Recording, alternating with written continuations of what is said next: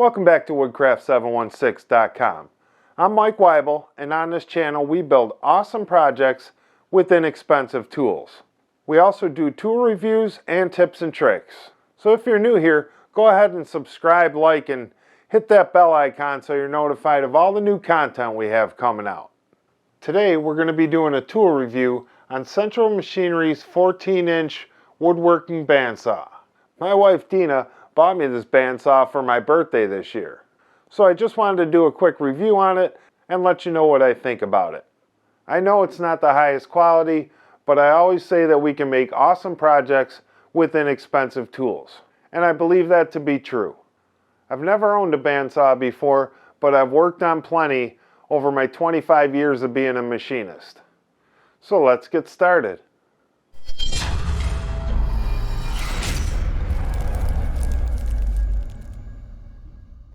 The first thing we want to do is start assembling this thing. And we're just going to assemble it according to the mediocre directions that came with it. All in all, it took me about 4.5 hours to put it together. You could probably do it faster, but I try to be as thorough as I can. And that includes all the setup to get this thing up and running properly. Fun fact, the bandsaw has been around since 1809 and has a British patent from William Newbery.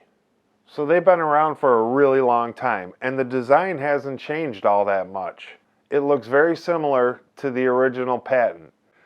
Alright, so I got this thing together despite the directions not being the greatest. There are a few parts in the booklet that didn't have the best drawing angle. A side view would have been much better. But other than that, this thing went together pretty good. The first thing we're going to do is unplug it. Then we'll take a closer look at this machine. This should always be the first thing you do when you're going to take these covers off. In my years of experience as a machinist, a lot of the bandsaws we use, they won't even turn on unless the door is shut. And always keep that in mind and make sure you unplug any saw when you're changing a blade or taking covers off. That's just some sound advice. To take these covers off is really easy. There's just 2 knobs on the top and 2 knobs on the bottom.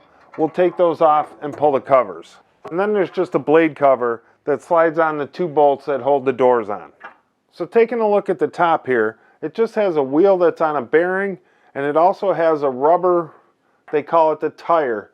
So the tire is just a rubber piece that fits snugly around the outside of the wheel. And you want the blade to ride on the crown of the tire.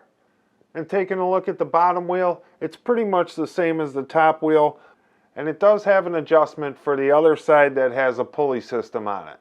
The belt goes around the tires spin, and the blade always cuts on the downstroke, which creates a lot of sawdust in this bottom compartment, so they just put a dust port on the bottom cover for dust collection. Okay, taking a closer look at the back of the bandsaw, we have our blade height and guard position knob. We also have the tensioner for the blade, and this knob here is to adjust for the back and forth on the wheel to get your blade to run on the tire properly. So I met Wayne over at Bassador Woodworking about a month ago. We have similar sized channels and we both do woodworking. Wayne has a great presence in his shop and he's very knowledgeable and articulate, which I'm not. So Bassador Woodworking has 2 videos out right now for this particular bandsaw, and they're both upgrades and they're awesome. I'm going to put a link in the description below where you can check out Wayne's videos. One of his videos is the Harbor Freight bandsaw upgrade. On that video, he modifies a grizzly extension for this bandsaw. He also upgrades the tires and the bearings, all of which I plan on doing to this one. Also in that video, he talks about the tensioner and the drive shaft that comes down, wanting to curve around and bend the tensioner screw. He had a great solution. He took a piece of 1/8 inch steel and welded a nut on it. That keeps the tensioner bolt from wanting to wobble back and forth. It's a great tip and I've already upgraded that. Thanks, Wayne. He also has another great video called DIY Bandsaw Fence. It's actually a table extension with a fence, and I plan on doing that too. That was an excellent video. But for now, I'm just going to review this as it comes out of the box, except for the tensioner, because that was just such a great tip. On the lower half of the back, there's a panel door that opens up to the pulleys inside. The innermost pulley just drives the belt. And then there's 4 different grooves here and 4 different grooves on the motor on the bottom that you can change to speed.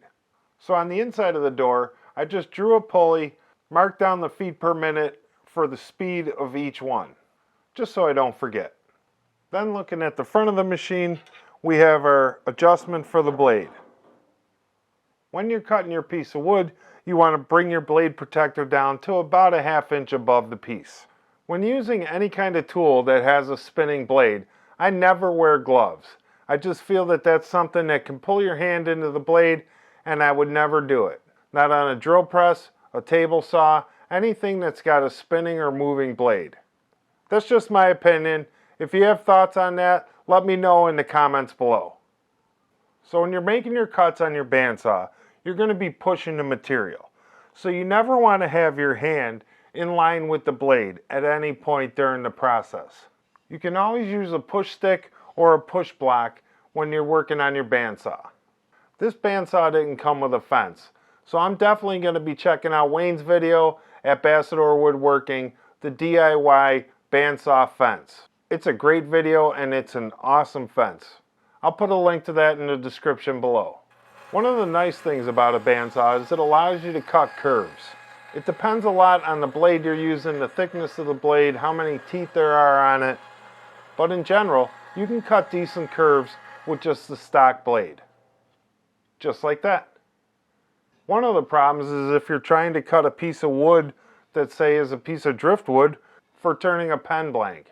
You don't have the stability you need, so when you're cutting a piece that's round, the blade, because it's pulling down, wants to spin your piece forward. And that could be extremely dangerous. So to prevent that, I just made this V-block. I just took it to the table saw and I cut a V out of it. Then I can lay that down and put my piece inside of it. Then I can make my cuts safely. Another thing you can do, and the main reason I got this, is that you can resaw material. You would have a fence set up and you would just cut your wood in half vertically. A lot of times you'll get hardwoods or exotic woods that are 1 inch thick and you just don't need 1 inch of it. Rather than planing it down, you can resaw it and have 2 pieces at just under 1/2 inch. And you can resaw a wood freehand, but it's recommended to use a fence. Your line will just be that much straighter. And if you're into making boxes, you can also do a book match where you cut the piece in half and open it up like a book and the grain lines up perfectly. It's a really nice touch. And now with this poplar resawed, and you can see the grain lines up perfectly for a book match. Another nice thing, if you wanted to cut a notch out for a piece of wood, you can do it no problem on a bandsaw. Just like that. As you can see, this is a really nice addition to the shop. Thanks to my wife Dina for hooking me up with this. I'm sure I'll put this to good use. I do plan on doing the upgrades to this and maybe making a roll around cart. I don't want to add too much height to it, but this thing is hard to move and I don't have the space for a permanent spot. For as inexpensive as this thing is, and just a few upgrades that we'll make, this is a really nice piece of equipment. So Wayne from Bassador Woodworking, if you're watching, I saw you had your logo sticker right here. If you're interested in a trade, shoot me an email and I'll put your sticker right there since you had the best upgrade video I've seen. And if anybody else is interested in a sticker trade, shoot me an email at woodcraft716@gmail.com.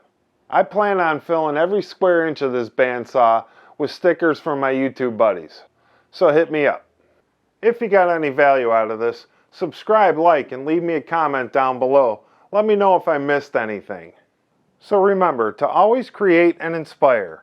Thanks for watching. We'll see you on the next video.